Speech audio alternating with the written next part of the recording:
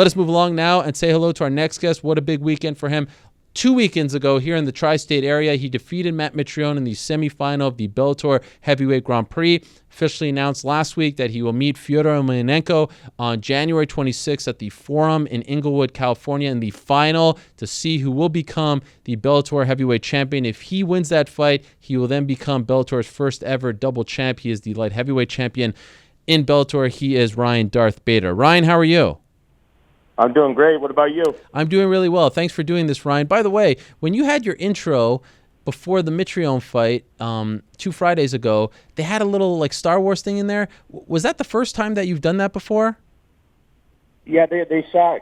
They kind of shot like a little something. When they were going to do the countdown show. I didn't get to see it at all, so I didn't know if it looked good or not. Yeah, I don't remember you doing that. So you don't even hear the music when you're about to walk out? Well, they've always done the music. I hear the music. I hear like the dark. Okay. At the beginning, then it kind of goes into my song, the Paint in Black, whatever. But I don't know if they did.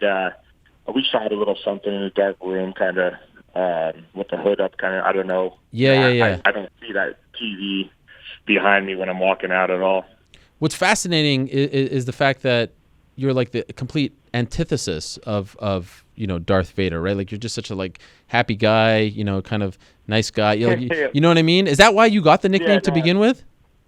I appreciate it. Well, the whole thing, it was kind of from wrestling days. There's a guy, in wrestling issue. There's a guy that would always call me Darth, and I went to another. You're the first MMA gym I went to. They started calling me Darth also, so it kind of stuck. That or masturbator, so went with Darth. When you signed up for this tournament, and I hate to use the word easy, but it does feel like it has been relatively easy for you. Did you think it would go this way, like that it would be such a walk in the park for you? Well, my first fight, obviously you never go in there thinking it's going to end in 15 seconds, so first punch I threw, end up, knocking out King Mo, and then the next fight, fighting a legit heavyweight, big boy, 255 pounds, which everybody at the beginning of the tournament had winning the whole thing, was a favorite. One of the best, heavyweights in Bellator right now, going out there and putting on them and grinding them out. I don't know. I saw myself going through this tournament. I saw myself winning. I saw the different matchups and potential matchups and the different styles really that I was going to have to fight. First a wrestler that has good hands, and then a big boy, a big heavyweight, true heavyweight, moves well on the feet. I always thought I was going to go through this tournament, win this tournament. But yeah, nobody predicts a 15-second knockout. I thought I was going to handle Matt, definitely on the ground. That's what I did, and I'm enjoying it so far. Considering how well it's going for you in the cage, and I'm sure not having to weight cut for the first time in a very long time is a pleasure as well. Is there any chance that you just stay at heavyweight past the tournament? I don't know. Like originally, my thoughts were to, win these 2 belts and then drop down and defend the light heavyweight and then defend the heavyweight. But who knows when that actually happens? I go out there, I win this fight. There might be a more intriguing matchup at heavyweight, or Bellator might want me to stay at heavyweight, or it makes more financial sense to take a heavyweight title fight. So right now, I want to defend both because making 205 for me is not really that difficult. But at the same time, we'll see when we get there. Like, what do you walk around at? About 235 right now. Okay, wow. So probably dating back to when you were a kid, like the last time you probably didn't have to cut weight, so to speak, quote unquote, probably like a decade or 2 decades ago, right? I couldn't even tell you when. It would be when I was a little kid, in high school, college. College, I was walking around at 220.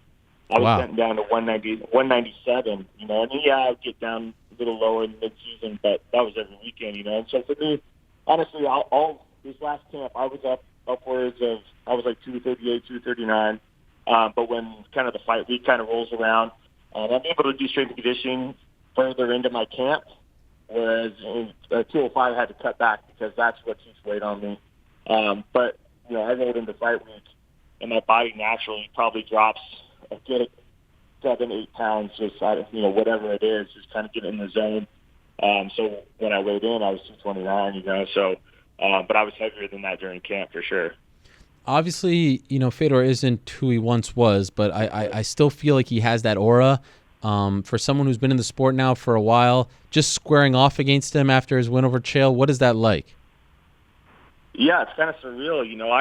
He's one of my favorite fighters of all time. I love watching him, and just thinking back when I was competing in wrestling and whatnot, and then fast forward to being across the cage from him and squaring off with him and about to fight him, not only for the heavyweight championship, but in a tournament style format.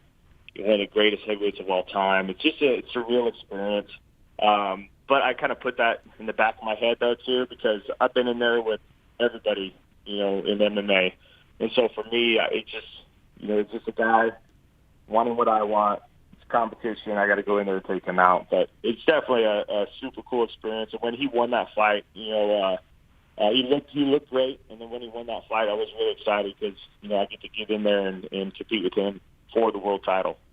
I heard a lot of people after his fight, including my colleague Gilbert Melendez, who said that they thought that was the best he's looked in a while, that he sort of turned back the clock. You were there cage side, and clearly you've watched him for a while. Did that seem like the old Fedor, or is that guy long gone? No, I think he still has it. He's always dangerous. That's one thing you can't take away from him. Look at what he did to Frank Mir, who's big boy. Clipped him, put him down. And then with Chael, I thought he looked great. He was in there. He's throwing hard. He's kind of going for broke in that first round right away. And I see my openings, and I see where what I can exploit and whatnot. But I thought it was a good combination of Fedor looking good, and then Chael not looking his best either. Yeah, Chael actually told us afterwards that he feels like he gave you the blueprint as to how to beat Fedor. Do you agree with that? Well, yeah, just those little openings that you see. Chael, he said he got blocked early on, and he doesn't really remember too much as far as pulling guard a bunch of times. But there's a few times when he went in there, he his nose also on the double, took Fedor straight up in the air, slammed him down, took him down with kind of a low single, so it was good to see Fedor's kind of balance there, or a lack of balance there. But at the same time, he goes and he's really good with his hips and his balance in his hips. And a couple of times Chael went in and Fedor kind of threw his hips over the top and looked really good there. But yeah, there is a blueprint out there. I saw him fatigue a little bit, because that first round was pretty crazy. I wanted to see a second because I thought Chael would actually start taking more control of that fight and potentially win that second and third round.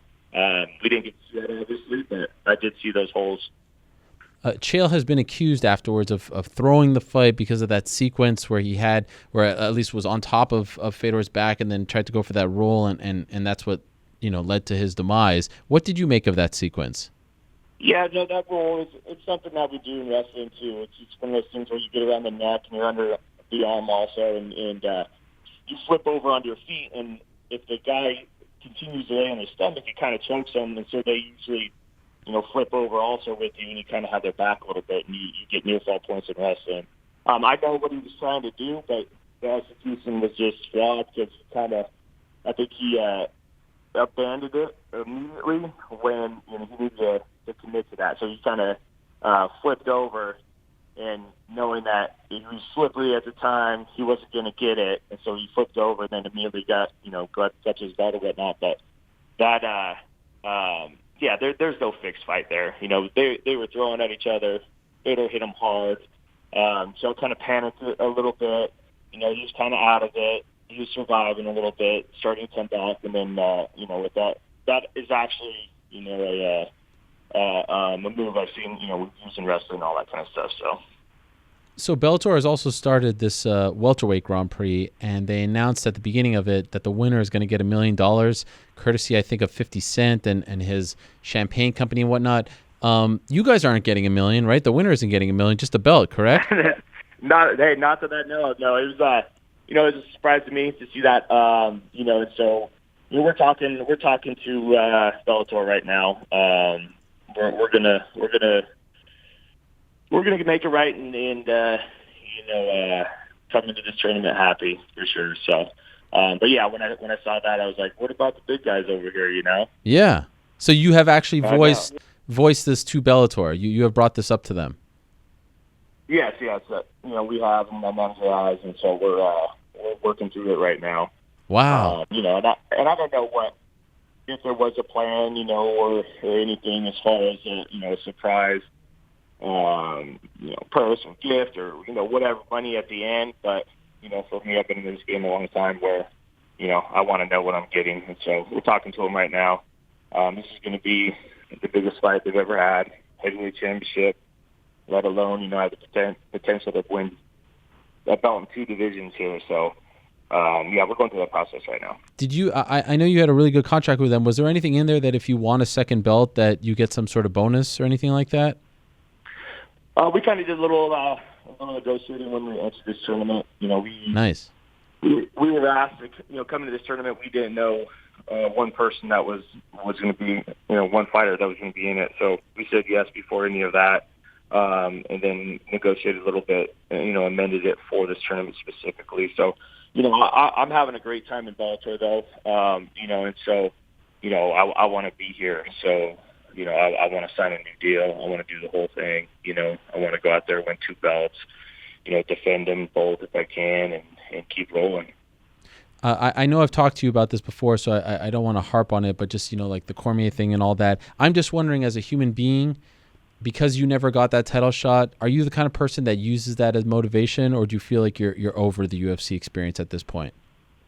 Yeah, I'm kind of over it. Yeah, as a competitor, I wanna fight and beat the best. So I've always thought I could beat Cormier.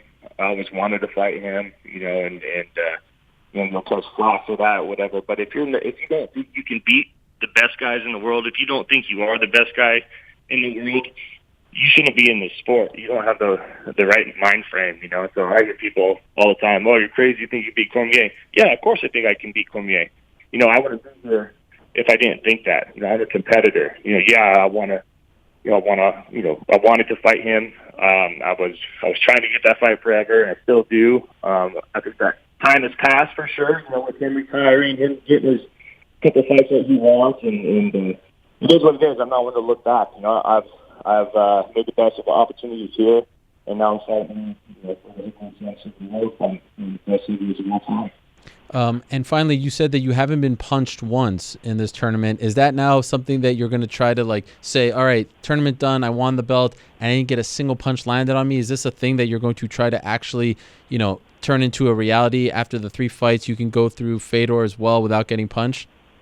Well, that would be nice, being in this sport and having that longevity. I feel the best I've ever felt. 85 years old right now. Physically, mentally though is where I've really made up leaps and bounds. I've grown tremendously, mentally. So, the thing to go through and not get hit, not take any damage would be great. I enjoyed it this far because it is a tournament style format. I fought in May. Fought in October. Now we kind of have a somewhat quick turnaround, and I'm just lucky that I'm healthy, no injuries, and I get to turn around and put everything into camp to go and compete in the finals. So that being said, I'm not going to go in there and fight a certain way to where I'm worried about not getting hit. I'm going to go in there and part of beating Fedor is making him work, making him get tired. Different positions, and you're going to go through hell to go in there and do a takedown or go in there and throw your own combo. One's coming right back at you. Congrats on your success, Ryan. Very cool to see. Very happy for you. Good luck on January 26th. Looking forward to it. Thanks for doing this. I appreciate it. Thank you. All right, there he is, Ryan Bader, one half of the final on January 26th, Inglewood, California, the Forum. heavyweight title on the line, him versus Fedor Emelianenko.